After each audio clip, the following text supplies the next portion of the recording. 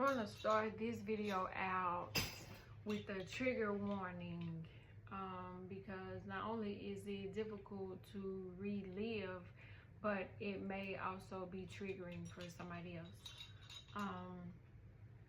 It does hit on some things that I experienced in the year 2023. So it's very heavy. And I don't want to trigger anybody the way I was triggered, because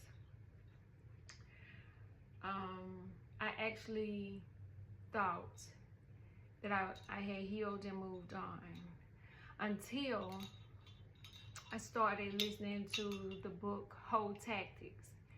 And when I was first introduced to the book, I was like, that does not pertain to me whatsoever. So not only did I just save it for later, I wasn't really interested in it.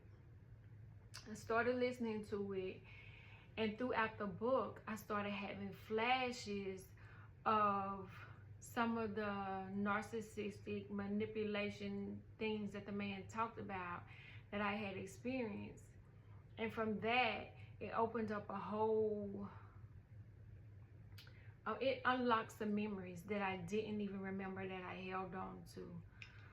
So in 2023, this is going to be part one, because this is a long 2023 was one hell of a roller coaster ride. There was ups, there was downs, there was joy, it was pain, it was an emotional roller coaster. It was the year that my daughter turned 16. That was wow. We went through a lot of things with her. And I decided to do some online dating, right? Completely out of the normal for me. But because of the things that was going on between me and my daughter, I went into like a cocoon. I started studying herbs more. I started working on myself even more, because I realized then, you know, one day these kids are going to get grown. They're going to be at the house, and you have to kind of like, you all that's left. So, you know, I'm studying the herbs. I'm working on myself. I had stopped doing some of the things I used to do. I stopped, in 2019, I stopped getting relaxers. I started trying to see what was some of the things that was making my endometriosis worse that I could cut out on my own. And so I'm doing this online dating, and I meet a guy, and he seems like, you know, safe so far. In the beginning, there was no red flags. The red flags didn't come until I was in too deep. And he was so skilled at his tactics that they were covered up in a way that I wasn't able to recognize the red flags. I thought it was me. He had a way of manipulating the situation so much so that I thought, you know, it was me and not him. Because I hadn't been in a relationship in a while, you know, I was like, okay, I'm new to the dating scene. What, you know, is this, how does it work really? And from the beginning, he was nice. He was very accommodating. He was gentle. He was sweet. He was opening doors. He was, you know, doing all of the love bombing that at that time I couldn't recognize. In some kind of way, he did his homework in a way in which the book Whole Tactics tell you to do your homework on your mark. And so he came in, he saw my vulnerabilities, he saw the weaknesses that I had, and he tried to play on those. I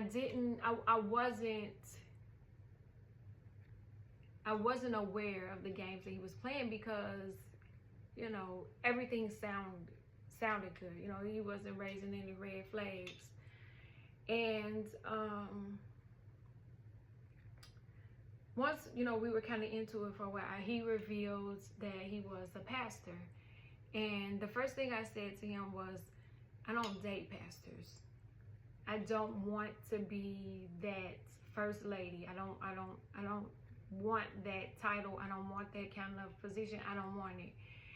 And that became a joke to him. So his nickname for me was First Lady, which would irk me every time he said it. I'm like, stop calling me that. And as it went on a little bit, he didn't stay here, so we would have to travel back and forth to spend time with each other. And it wasn't until, you know, we had spent some time together that he eventually revealed that he was still married. They were separated, and she wouldn't sign the divorce papers. And that was another red flag. But he and I were spending so much time together. If we wasn't, if I wasn't there with him, he was here. We were on the phone. It was good night, First Lady. Good morning, First Lady. Like, it was just like, I knew that they weren't living in the same house. But again, there was another no on my list. Like, no pastors, no married men, no separate, not like, it was one of those things.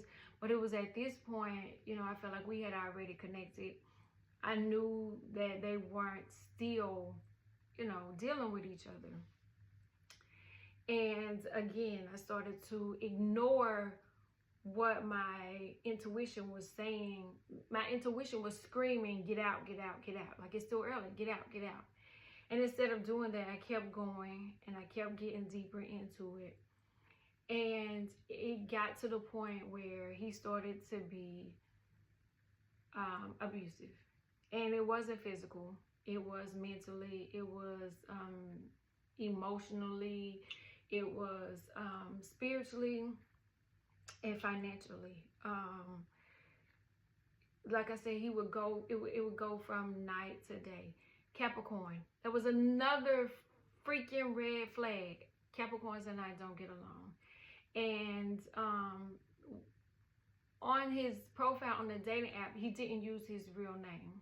He used his middle name, which his name alone would have been something that I would have X'd out. So again, how many red flags have I already ignored? It would be, while we were out, it was hand holding, door opening, making sure that my food was correctly. It was so many things that you would think of when you see nice guy. And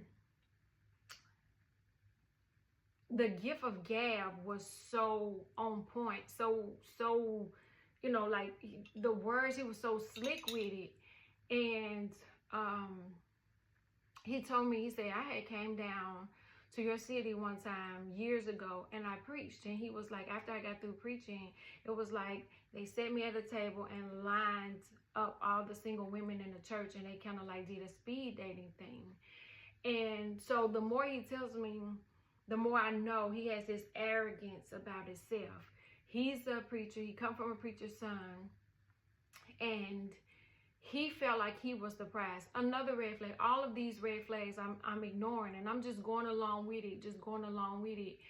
And he would tell me, he would like pinch me. He would say, it's real. It's not a dream. I'm not too good to be true, but I am the prize. And nobody knew the hell that I was enduring, because when he did the things he did, the abuse, the mental abuse, he did it while we were alone. Outside, it looked like the perfect relationship. People would see us and assume that we had been together a long time. But when we were alone, it's when he was the cruelest, when he was the meanest, it's when he was the most vicious. And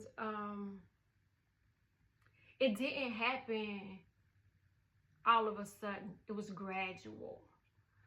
It's 10 minutes. Stay tuned for part 2.